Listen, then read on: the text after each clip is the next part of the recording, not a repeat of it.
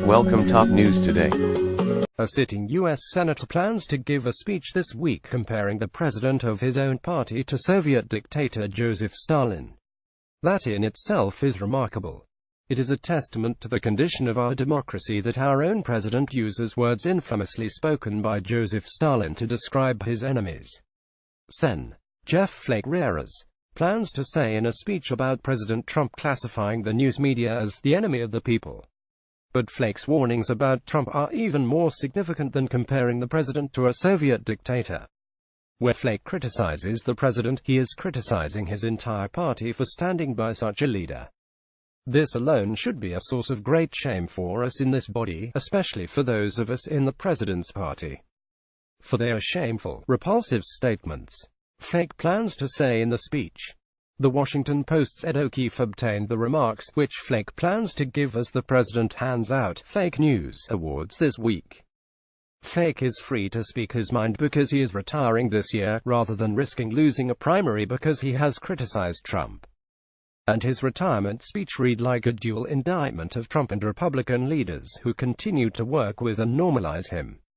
As I wrote when Flake announced his retirement in October by saying he would not be complicit in Trumpism, the entire premise of it is that Trump is bad for the country and people should stand by and let him ruin it. So the next logical question is, what does he think of people who aren't speaking out against Trump? In other words, to let Trump be Trump for the sake of getting re-elected is just as bad for democracy as Trump is, Flake argued, then and now.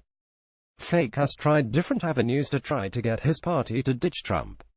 He has argued that Trump and Trumpism are making Republicans unelectable. We are in trouble as a party if we continue to follow both Roy Moore and Donald Trump, he said in November, doubling down on something similar he said on a hot mic a day earlier.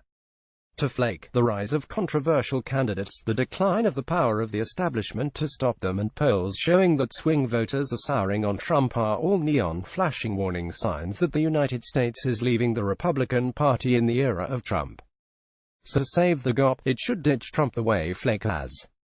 Trump has his critics among Senate Republicans, but Flake is the only high-profile one pointing a finger at party leaders and voters for enabling it. Sen. Bob Corker, Tennessee, called Trump's White House an adult daycare center, and said Trump might start World War III, but he never broadened his barbs to his own party. Sen. John McCain, Arizona, has urged the GOP to fight against Trumpism, frequently reminding his party that we are not the president's subordinates. We are his equals. But that's not the same thing as indicting the GOP for putting up with Trump. Flake, by contrast, is using increasingly clear language to say Republicans are nearly as guilty as he thinks the president is for a demise of democracy and political norms. I dare say that anyone who has the privilege and awesome responsibility to serve in this chamber knows that these reflexive slurs of fake news are dubious at best. Flake will say in his speech this week. It doesn't seem as though congressional Republicans are heeding Flake's warnings that Trumpism is bad for Republicanism. Or at least that embracing it is worse for Republicans than ditching Trump altogether. Since Flake announced his retirement, Republicans have passed a tax plan and given Trump a sizable chunk of credit. GOP leaders have defended Trump's apparent misunderstandings about a foreign surveillance law and immigration. And several GOP senators have sided with the president over whether he called Haiti and African and Latin American nations shithole countries. And really, what choice do Republicans have? Trump is president. He's the only one who can sign bills into law. To ditch Trump wholesale will be the equivalent of dishing the hope of accomplishing anything else while Republicans control Washington. To Flake, Republicans are damned if they stick with Trump. GOP leaders feel as though they would be worse off if they ditched Trump.